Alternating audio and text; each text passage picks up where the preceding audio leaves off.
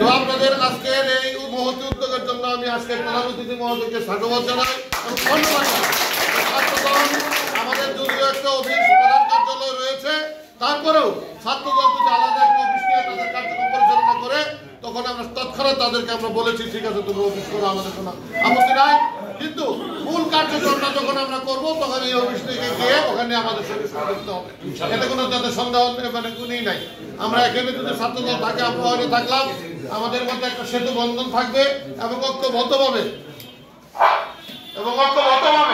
আমরা ইসলামপুরে বিএনপির রাজনীতিকে এগিয়ে নিয়ে যাবো। আমাদের প্রিয় নেতা হালিম সাহেবের কে আমরা এগিয়ে নিয়ে যাবো।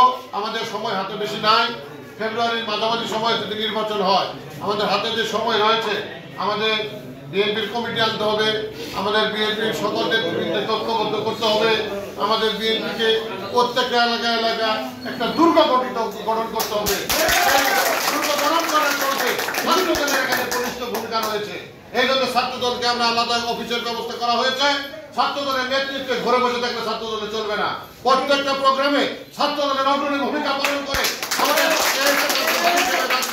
এগিয়ে নিয়ে যেতে হবে। আমার বক্তব্য আমি আপাতত দীর্ঘায়িত করবো না, কারণ এখানে বসা অত্যন্ত কষ্টকর।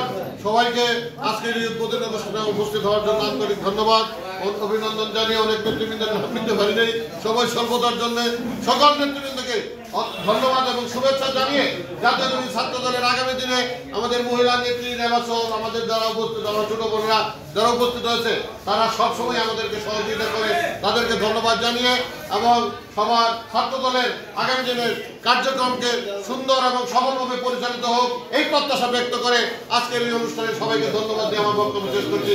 বাংলাদেশ জিন্দাবাদ, শহীদ জিয়ামরক, দেশনেত্রী বেগম খালেদা জিয়া জিন্দাবাদ, তারুণের হামদার তারেক রহমান জিন্দাবাদ, আমাদের প্রিয় নেতা হালিম ভাই জিন্দাবাদ, জাতীয় দলের ছাত্রদল জিন্দাবাদ জিন্দাবাদ।